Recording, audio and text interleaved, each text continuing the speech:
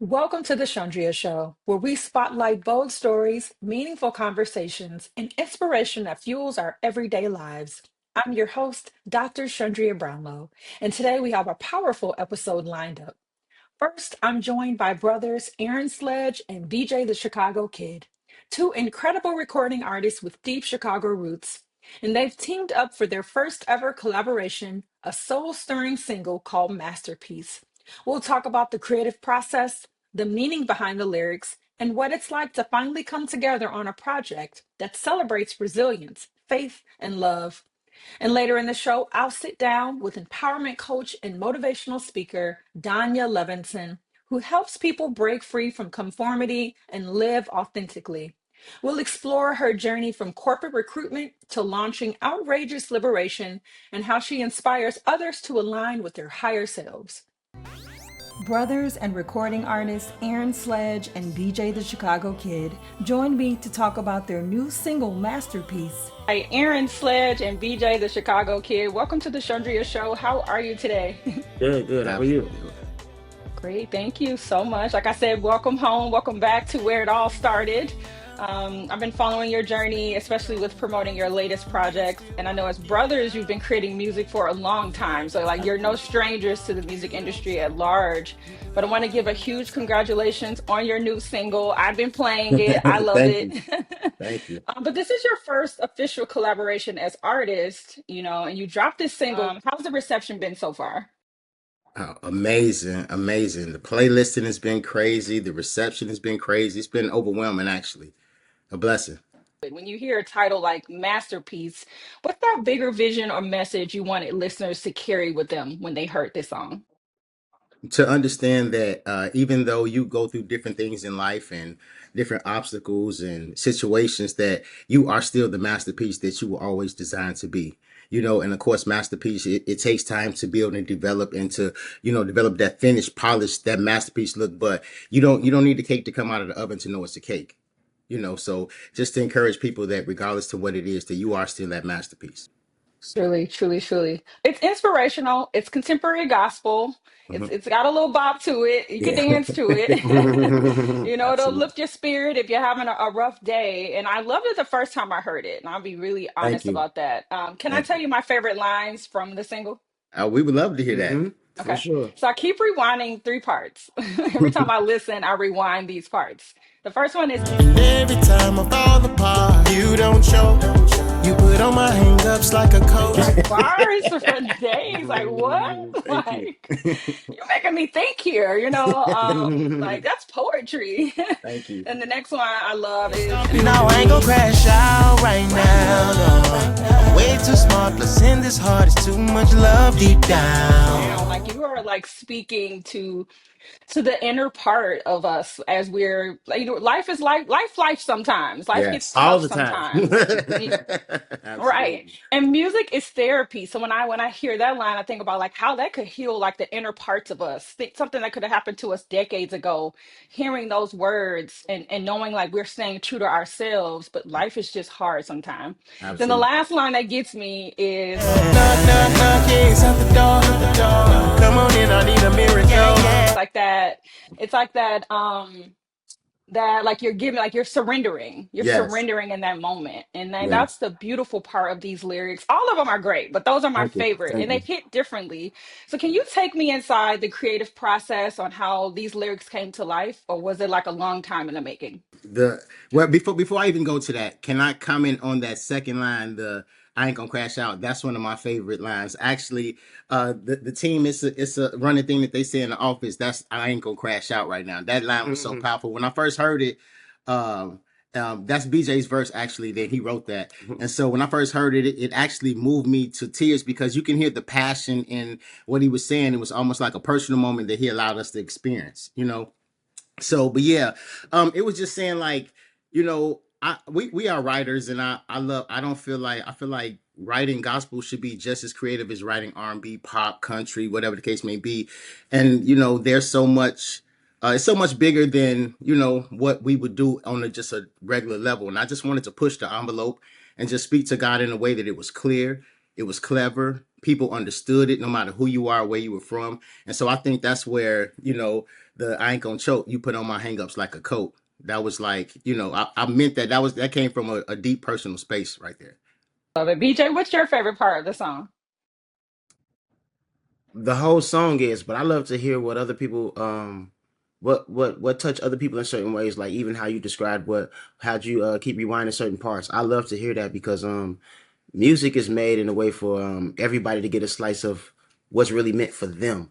And it's the same song to everybody, but the meaning could be so much more different to you according to what you're going through, your situation. And I think that's the more beautiful part about it, that that connection, the Absolutely. unique connection. And then it gets more unique the deeper you get into it. So I'm sure I'm speaking for him too, but I appreciate you for even digging that deep into the music Yeah. to have your favorite parts, because some people, you know how it is, this is fake to some people and it's real to others. And I thank you for letting this be real to you, because man, we love to once we put our all into it, Yeah.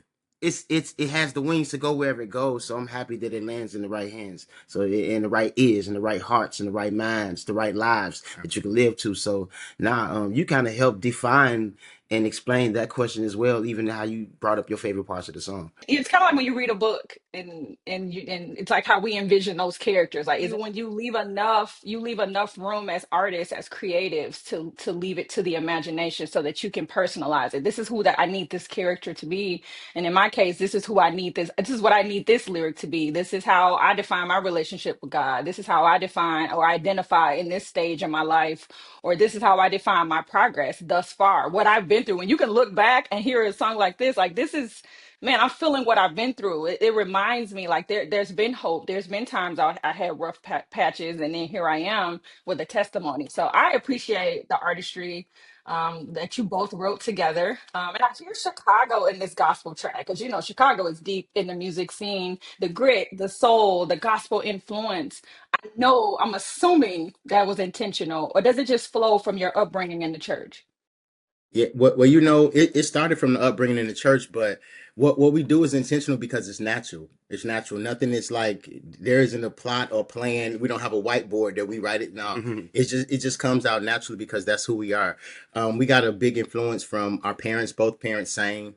We sang a lot in the church, and it went from there. But absolutely, Oh, love it, love it. Singing in the church, Right. family full of singers. I think I read your parents were choir directors or music directors. yeah. My dad was a choir director. My mom was as well. Oh, wow, okay. So they Yeah. were putting you in there. Were you drawn to music, or did they kind of put you into the music? Like you go up there and sing, boy, or was it like, no, I want to go sing. I want to be a part of the choir.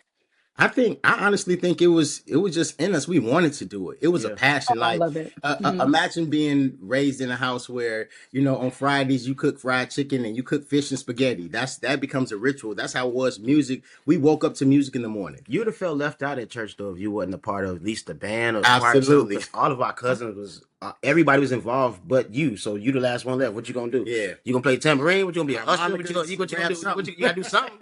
You ain't just about to sit here.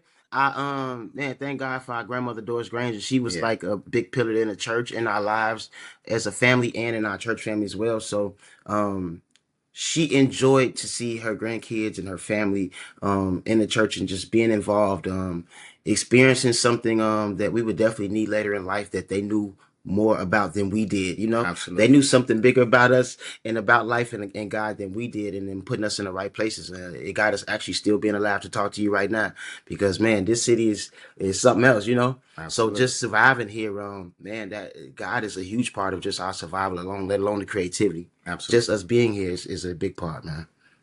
Love that. Yeah. Love the ode to God. Love the ode to the family, the OGs, everybody Yeah. that had a hand in raising you and encouraging you and pushing you in the perfect direction to where you are here today. Continuing to make music that's gonna outlive you. You're Yeah. leaving a legacy. YouTube is never going away. Right. You know, when people Google you, it's never going away. Your Yeah. contributions to the music industry never going away. And so I Mhm. just commend you on just always creating, even when there's nothing to put out. I have a feeling you all are always creating. You're always hearing melodies Yeah. and lyrics Yeah. and things like that. Is that correct? Very Absolutely. true. Absolutely.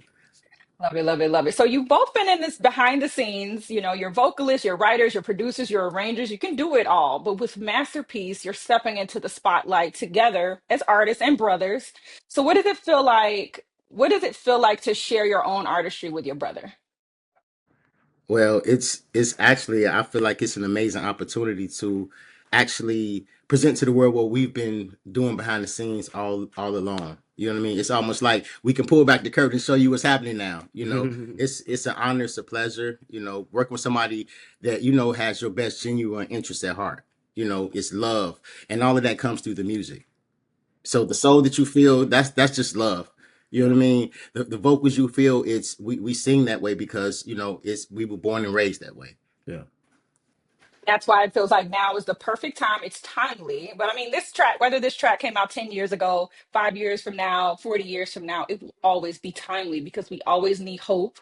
We always Absolutely. need joy in our lives. I mean, there's so much going on in the world on any given day. So, Yeah. when you step up and be vessels to give people hope, to give people inspiration, to let people live another day, push forward for another day, it's Yeah. so timely. So Thank just you for thank you that. both for like what you do for the world, for the planet, because you could Thank just you. go on and you could go do anything you wanted to do, but you chose to share your gifts with the world, and you're both singing your faces off, Thank you. Thank you. which is wonderful, Thank and so you. you've been home in Chicago, you're promoting this new track. Where do you all live now? California. Okay. Hmm. All Yeah, right. You yeah, moved out to the palm trees. Hmm. yeah. So you've been back. I've seen you on a great press run, which is great. I know it was very important for you to come back home to Chicago to promote this Yes. this new single. Where have you eaten? Is there any type of food? Is it home cooked food? Where do you do stop you at do when you you really get want to back? get me going on that? Because Yeah, I want to. first of Let's Oh all, go. man. we're foodies too, so I mean, now you really up our alley. We've had everything from home run in to Fitzy's home of the hoagie. We've had Jock's Harold's. Harold's. Man, They had immaculate White steak. Castle there. White Everything. Castle's right. All the Chicago spots. Everything that's missed while we gone. Absolutely. What was first? Oh well, when we got off the plane, we had to hit White Castles. We was too Okay. close. Yeah. Okay. So you got a checklist going on. When are you flying That Absolutely. out? was funny. Tomorrow? That was so funny. Absolutely. We're leaving Monday, so we still got a few spots to hit. Okay. You got two Absolutely. more days to make it work. Okay. See what you could Absolutely. pack to take back with you. That's Love it, right. love Indeed. it. Absolutely. BJ, question for you. What's one of the biggest lessons you've learned, from your big brother Aaron throughout your life? Stay consistent. Don't stop. To stop is to get behind. To stop is to possibly never return. To stop is to, man, don't stop. Don't stop. Same for you. This is your little brother. I don't know how many years you are apart. You look close in age, though. What's something about BJ's artistry or his career path that's taught you something valuable? I think passion. I think that's a good word. Being passionate about what you do. Always allowing the passion to. I'm inspired by his passion. Always allowing the passion to come through in the performance. Always allowing the passion to come through in who you are as a person. So I think passion is a big thing in what you hear on this actual record. What an inspiring conversation with Aaron and BJ, two brothers using their artistry to remind us that we are still a masterpiece, no matter what life throws our way. Coming up next, we'll shift gears from music to motivation. My guest, empowerment coach Danya Levinsohn, is helping people step into their truth and live without limits. Danya Levinsohn, welcome to the Chundria Show. How are you today? Hi, great. How are you? Wonderful, thank you. Can't wait to chat and dive in with you today. So we'll just start today. You started your career in corporate recruitment, but today you're actually guiding people to live more authentically, which I love. Was there a moment in your life, in your corporate life or your personal life, where you realized that, maybe you weren't living as your true self? Uh, I was studying, I was studying, that's where I started internships, was I was studying in speech language pathology. And I realized my senior year in college that I had an eye disorder. And when that was corrected, I started making straight A's. And I thought, well, that's strange. Who knew that the eye muscles weren't working properly? So in hindsight, looking back, I learned different skills. I learned to strengthen different skills and abilities that I had. My intuition, which we all have. I'm not special than anyone else. It's just sometimes people are put in situations where, for example, a person who might have a vision or a challenge what am I trying to say? Any challenges or difficulties that they have, sometimes you learn to compensate or you learn other ways to learn. So the intuition is what I started working on. And as I realized that this was I wanted to help people and I wanted to do something in the helping and healing industry, but speech language pathology just wasn't doing it. So I fell into corporate recruiting. It was something that I was really good at. I really enjoyed it. I liked helping people with their jobs. Um, their lives were typically affected by their jobs as well. And so I found that I was actually coaching people on their life. So I decided I was a life coach. And then I found out later, this is not something I did not create life coaching. This actually was an industry, and this was 20 years ago, 25 years ago. So I found a program that I really resonated with. I enjoyed the founder and what he stood for and what he represented. It's also a school that's accredited by the International Coaching Federation. So I became a certified life coach. And then I went through even more challenges for myself personally, for my clients. And as we went through the shifts and changes and we were able to heal through these and grow through these and evolve through these, this is what became my practice of intuitive empowerment coaching. So I bring a very wide breadth and depth of background. It's just, I actually, when I began at the very beginning, I was an artist. I loved art. So I was always a true artist to begin with. I learned a lot in school. I learned a lot in life, and I bring all of this together. So that's what's brought me here today. That was a long story. So that was a really long story. You're such a go-getter, which I absolutely love that about you. No, it was perfect. But you continue to evolve, and that's really inspiring, I think, for myself and a lot of people listening to this, is that, you never stop, evolving yourself, wanting better for yourself. And even when even the way that you meticulously approach barriers or challenges, some might say, whereas someone could just think that's it, or I won't do change, I won't move forward, I won't pivot. You pivot so gracefully.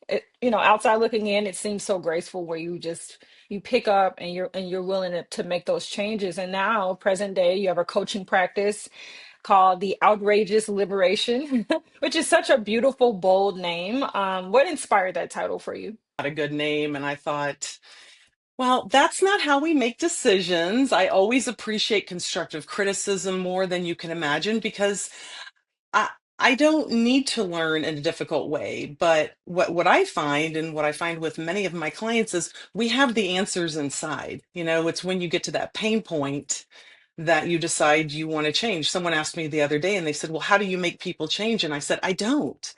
You know, we we come to a point of awareness. That's the first step, I think, the awareness. And you're using your energy either way. So it's either going to help you or it's not helping you. It's coming from fear and worry, or it's coming from faith and trust and direction and inspired action. Please don't let me forget to incorporate that inspired action. And there's a lot more that goes along with that, but yeah, it's really a powerful time right now. We're shifting. There's a lot going on astrologically as well, with the solar eclipse. So we're ending one cycle. We're just on the precipice of starting a new cycle, and we're right in that middle point right now. So this is really a time to take good care of yourself, find balance. And what I help people do, and this is again more with the awareness, is releasing what's not supporting you or assisting you anymore. You can move forward, you can heal through this. And that's what it was for me. It was a time where I just basically sat down and said, it's time to heal. Actually, it was something that sort of happened to me. I went in for laser hair removal and it was going well. It was over there in downtown Chicago, and it was a med spa. And the third treatment, I received third-degree burns on my arms, and it was pretty horrific. And this was 20 years ago. So I was always, I had already started working remotely. We didn't have Zoom, we didn't have cameras looking at us. We were on the phone. And that's when I was in my condo, and my job, my boss allowed me to keep my job.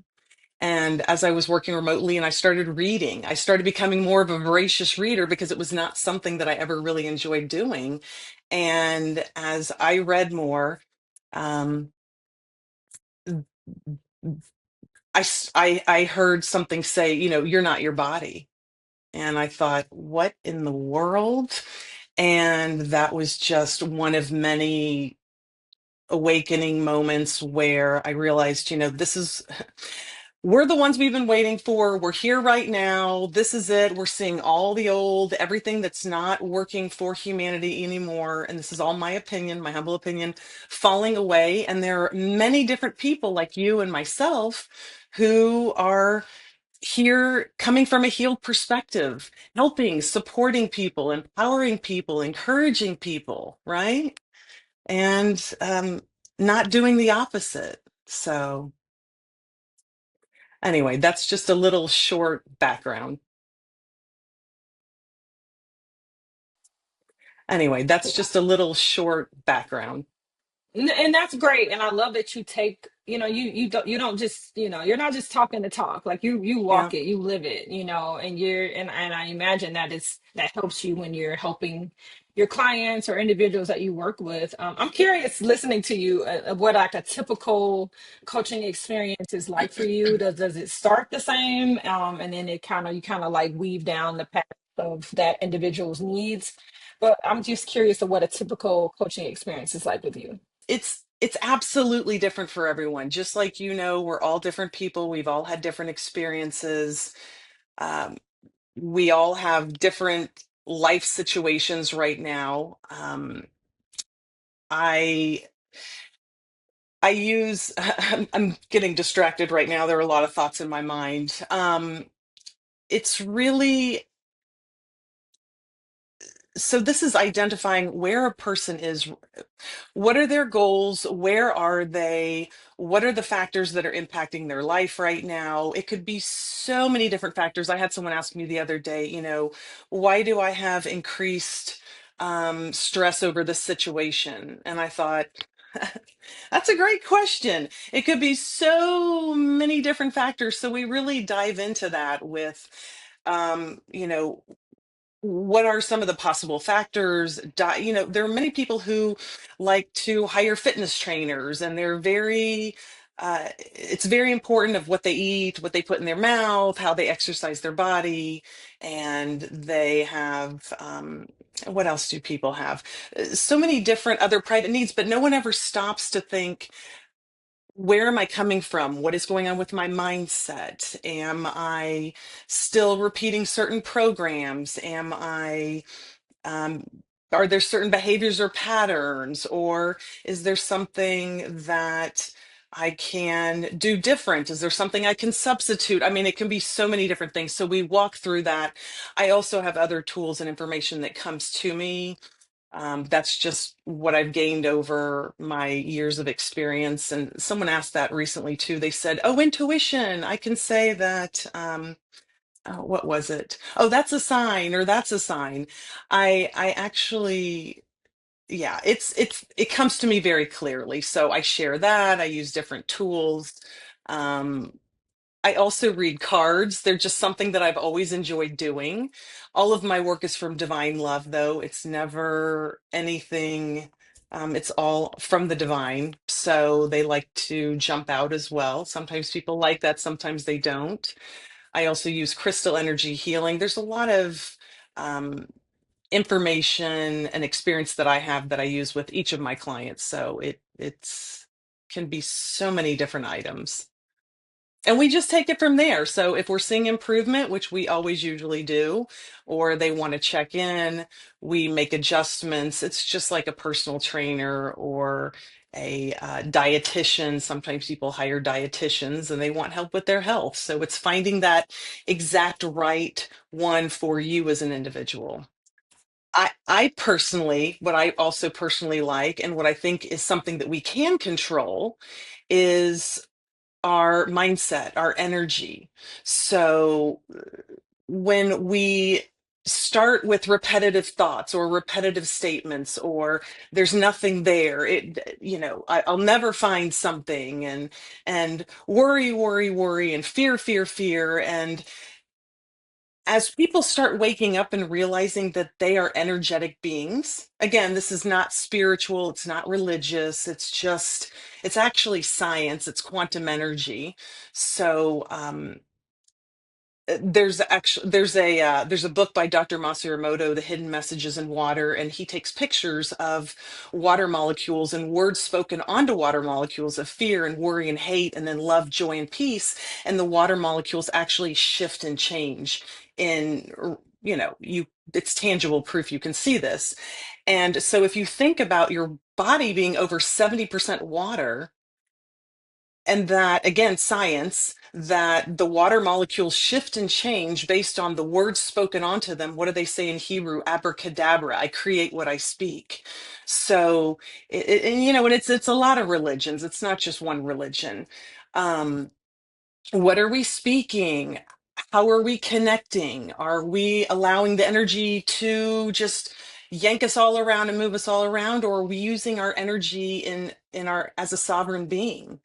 And again, and also using, what do I have, what are my skills, what am I willing to do, how can I take inspired action, how can I talk to other people, maybe they know of someone who's hiring or looking to hire someone. Sometimes another person is the miracle we've been waiting for. You never know when you're in a position to help someone else, that might be the help that they're looking for. So don't be down on yourself, give yourself some grace. Know that you've gone through this before, you can do this again, and take good care of yourself. Don't let it take over you. So Chicago is a city like no other, and Believe Chicago at Navy Pier brought that to life for me in the most unforgettable way.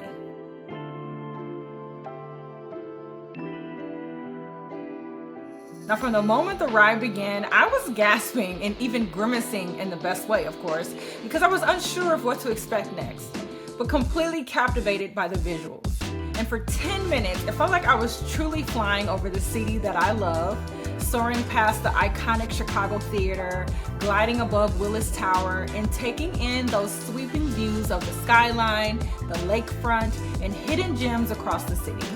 And the combination of drone and helicopter footage, along with the effects like wind and mist, made the experience so real that I found myself smiling and beaming with pride as a true Chicagoan. But what struck me the most was imagining how incredible this must feel for visitors, a chance to immerse themselves in the spirit, culture, and energy of this city in such a unique way. Believe Chicago isn't just a ride. It's an experience, and one that left me inspired, proud, and reminded of everything that makes Chicago remarkable. So whether you're a lifelong local or visiting for the very first time, make time for Believe Chicago at Navy Pier, and you'll see the city in a way you'll never forget.